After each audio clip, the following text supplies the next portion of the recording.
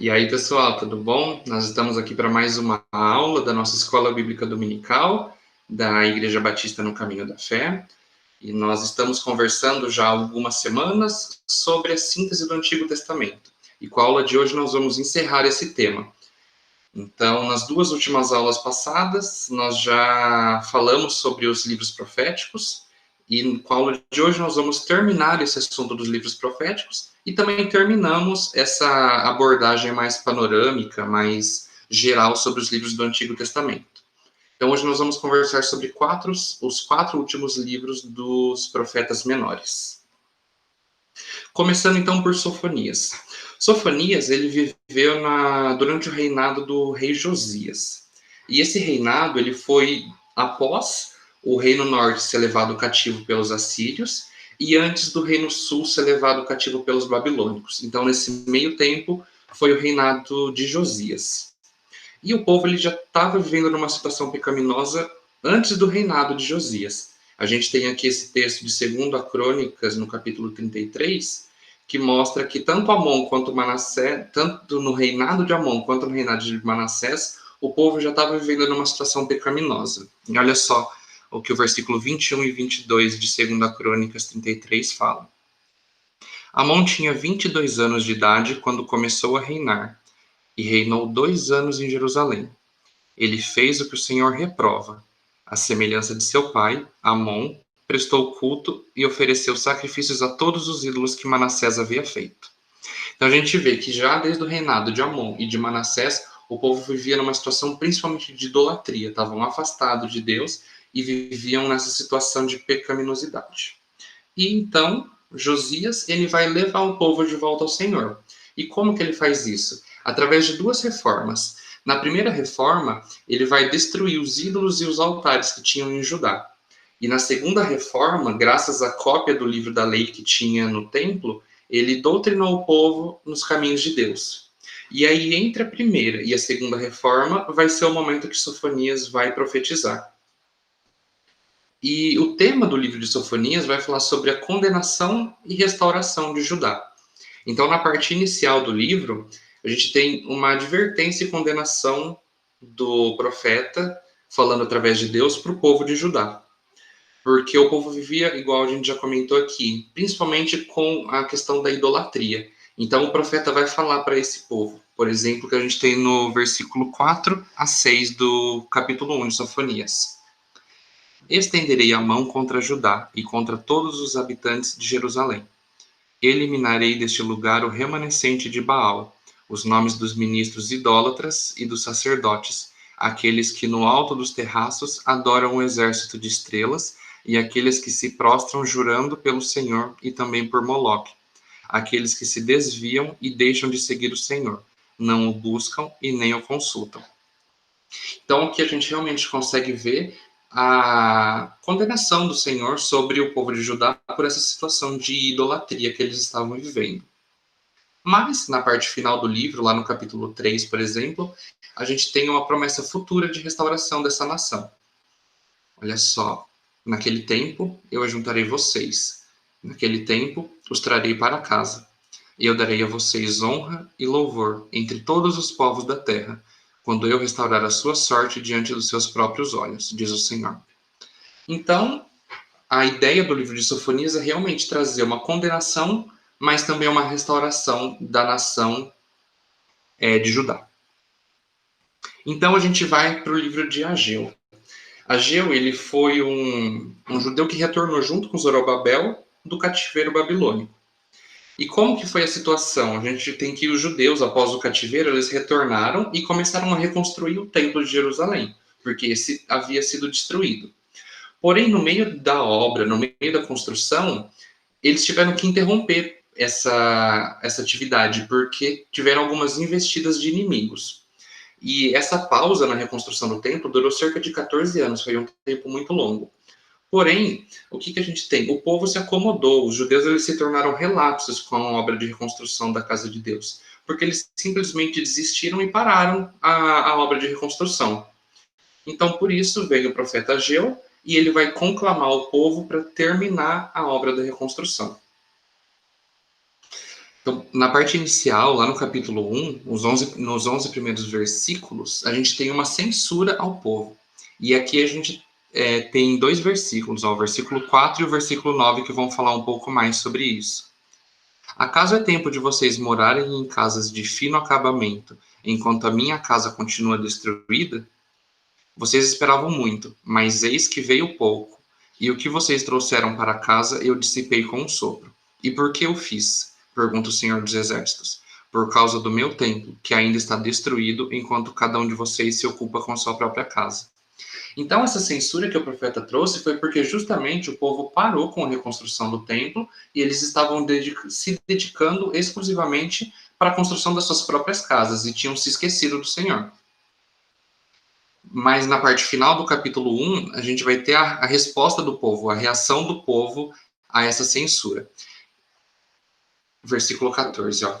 Assim o Senhor encorajou o governador de Judá, Zorobabel, filho de Sealtiel, o sumo sacerdote Josué, filho de Jeozadak, e todo o restante do povo. E eles começaram a trabalhar no templo do Senhor dos Exércitos, o seu Deus. Então aqui a gente vê que o povo respondeu positivamente ao chamado de Ageu. E eles, sob a liderança de Zorobabel, eles continuaram a reconstrução do templo para terminar esse templo. E em cerca de 4 anos eles conseguiram finalizar a obra. Mas aí tem uma questão. Esse templo do Senhor, que era o templo que foi construído por Salomão, igual a gente já conversou, ele era um templo muito grande, cheio de riquezas. Porém, com essa reconstrução, o templo ele ficou um pouco menor, não ficou com tantas riquezas igual o templo inicial, o templo de Salomão. Então o povo acabou por ficando desanimado.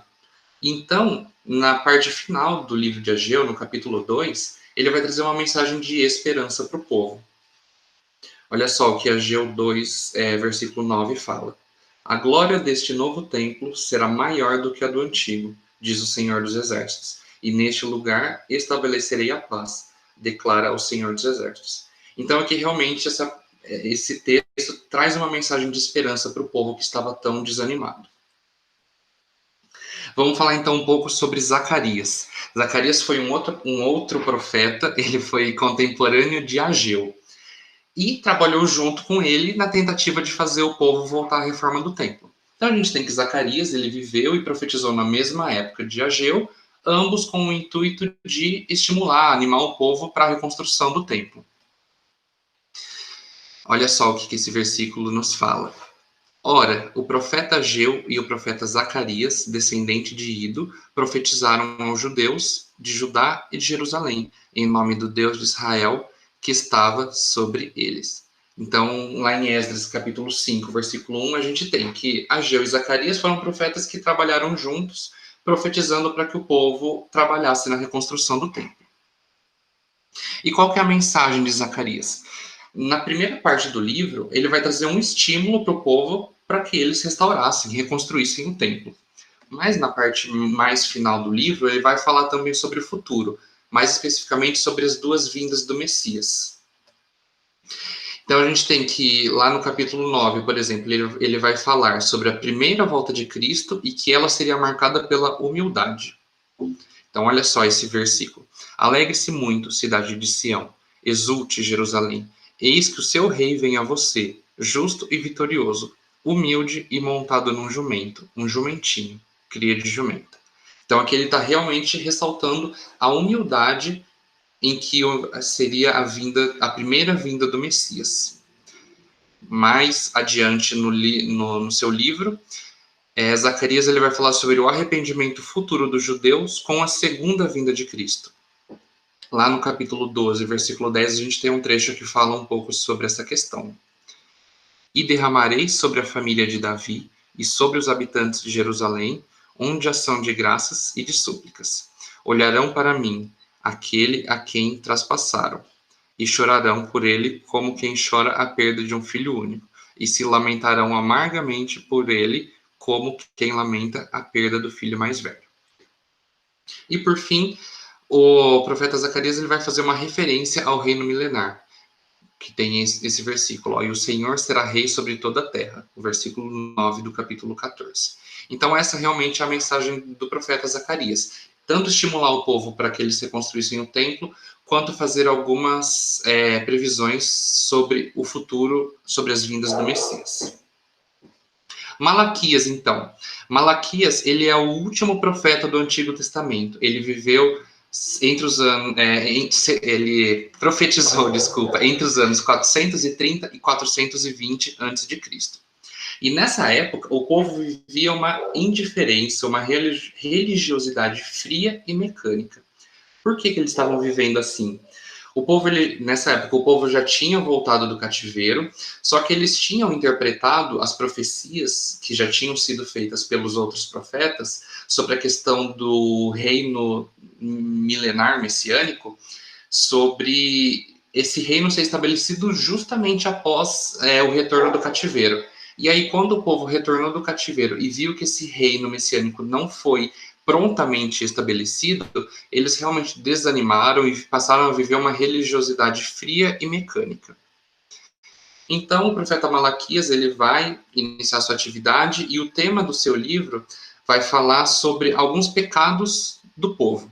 Então, ele traz uma lista de toda a situação que o povo estava vivendo. Então, o povo tentava enganar Deus trazendo animais defeituosos para os sacrifícios, como a gente tem no capítulo 1, versos de 6 a 14. Também os sacerdotes, eles não ensinavam a lei de Deus para o povo. Alguns tinham esposas de outros povos. Algumas pessoas também praticavam o divórcio. Muitos se recusavam a entregar os dízimos. Então, aqui realmente o profeta está expondo os pecados que o povo vinha cometendo. E, mais posteriormente, na sua escrita, ele vai trazer algumas profecias importantes, como, por exemplo, a profecia de João Batista como o anunciador da vinda do Messias. Então, por exemplo, lá em Malaquias, capítulo 3, versículo 1, a gente tem o profeta falando um pouco disso. Vejam, eu enviarei o meu mensageiro, que preparará o caminho diante de mim. E então, de repente, o Senhor que vocês buscam virá para o seu templo.